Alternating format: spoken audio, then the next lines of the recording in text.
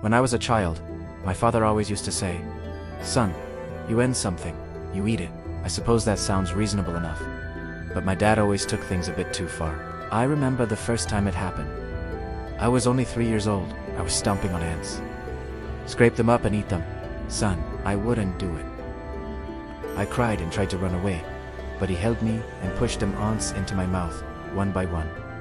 Afterwards, I threw up. One day, when I was 4, my father caught me pulling the wings off flies. "Son, you can eat them now, or eat them later," he said. I started crying, but he picked up a fly and made me open my mouth. Then, he dropped it in and made me to swallow it.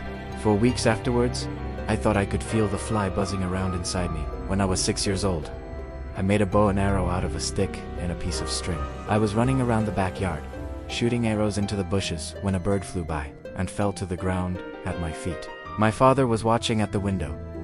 "Bring it inside," he yelled. My dad made me watch as he cleaned the bird ready for dinner. Then, he tossed it in a pot of boiling water. When it was cooked, he put it on a plate and set it down in front of me. It looked like a tiny little chicken. "Now eat it," he ordered. Tears rolled down my cheeks. My father stood over me and made sure I ate the whole thing. My dad wasn't all that bad. He bought me a puppy for my 8th birthday. A few months later, he decided to teach me how to drive a car. As we were backing out of the driveway, I heard a crunch and hit the brakes. We got out of the car, and when I saw my beloved pet dog, I fell to my knees and burst into tears. "You know the rules," my dad said. I started shaking my head and crying. "No, no, no, no, no." My dad picked up the dog, but I took off running into the fields. I spent the next 2 days and nights sleeping in the woods. I was cold and hungry, but I didn't want to go home.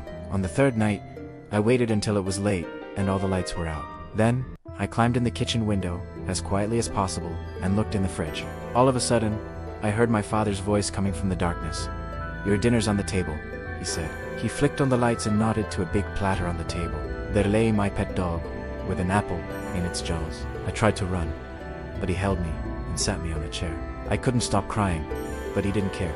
My father carved pieces off the dog meat and put them on my plate. He made me eat it all. My stomach was about to burst. That night, I couldn't take it anymore. Then and there, I began plotting to run away. Early one morning, just before dawn, I got dressed and packed a bag. Then, I quietly opened my bedroom door and tiptoed into the hallway. Standing at the top of the stairs was my father. He had been waiting for me. "Going somewhere?" He chuckled. I tried to run past him, but he stepped in my way. I accidentally ran into him, and he lost his balance. Everything seemed to happen in slow motion. I watched my father fall, and I reached out to grab him, but I missed. Down the stairs, he fell. He landed at the bottom with a dull thud. I ran down the stairs to try and help him, but it was useless. I started crying uncontrollably. I was still crying as I switched on the oven to prepare dinner. As Dad said, "You end something, you eat it."